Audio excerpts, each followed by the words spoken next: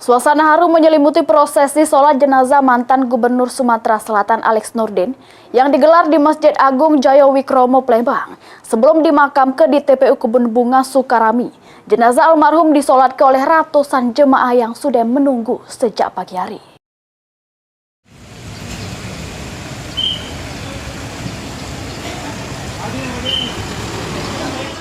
Jenazah Alex Nurdin sampai di Masjid Agung Jayawikromo jam 10:28 langsung disolatkan. Para alim ulama, kiai, habib, tokoh masyarakat, serta keluarga besar melok hadir mengiringi prosesi dengan hikmat. Suasana haru tak terbendung pas lantunan doa dipanjatkan untuk almarhum.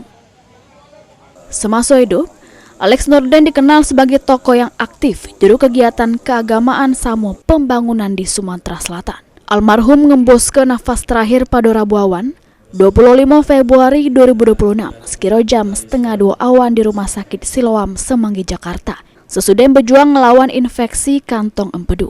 Anak almarhum, Dodi Reza Alex, memohon maaf pada para jemaah serta meminta keikhlasan jamaah untuk mendoakan beliau.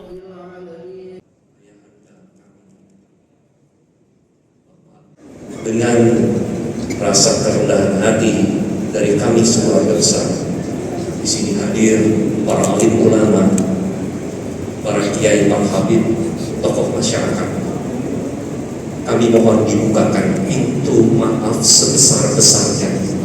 Kami mohon kepada para jemaah Masjid Agung yang sangat beliau cintai selama ini,